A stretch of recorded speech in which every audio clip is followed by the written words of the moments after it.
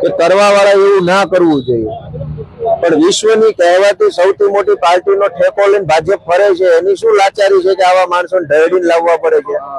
એ પ્રશ્ન એને કોઈ નહીં પૂછવાનો કે એટલા બધા વાયડી ના થાવ છો, તમને શું જરૂર છે આ બધી? એ પ્રશ્ન કોણ પૂછશે? ભાજપ વાળા તો કે ભાઈ વિશ્વ નેતા બની ગયો મોદી ને અમિત શાહ મોટો ચાણક્ય બની ગયો, તો શું કામ અહીંથી લઈ જાવ છો ભાઈ? ડાક દબાણ ધાક ધમકી ગુંડાઓ મોકલી. હવે અહીંયા આરટીઆઈ નો ફોર્મ ભરાય છે નિઃશુલ્ક મફત, તો મંડપ તોડી નાખે ભાજપના ગુંડાઓએ. હવે અહીંયા આમાં ક્યાં કઈ કમાણીનું કેન્દ્ર ખોલ્યું છે કે હાંજ પડે 5000 નો વકરો આવતો હોય? અહીં લખેલું છે, શું લખ્યું? વિના મૂલ્યે આરટીઆઈ ના ફોર્મ ભરો.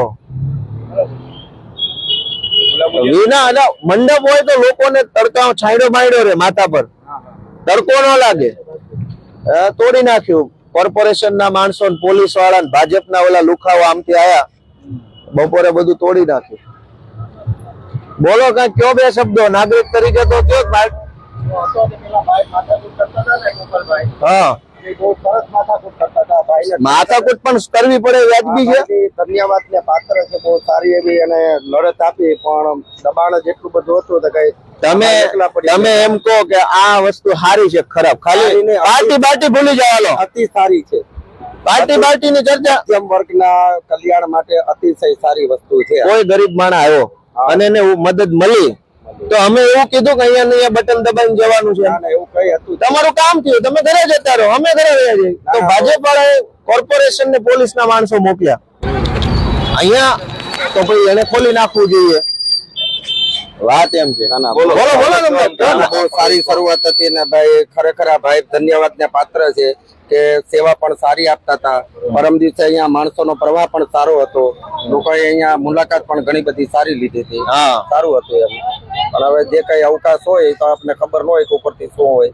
જો આરટીઈ છે, રાઈટ ટુ એજ્યુકેશન, એમાં ગરીબ વર્ગના જે બાળકો હોય, નાના માણસ, એને પ્રાઇવેટ શાળામાં મફતમાં એડમિશન મળે, 25% એની અનામત હોય છે એમાં. બરાબર, સાચી વાત. હવે શું થાય છે, તમે સુરતમાં સમજો કે એજન્ટો છે બધા, બરાબર?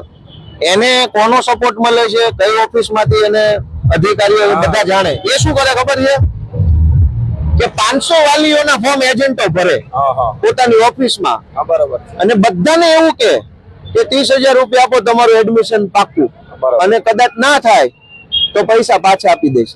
એટલે 500 લોકો પાસેથી 30,000 રૂપિયા લઈ લે એજન્ટો.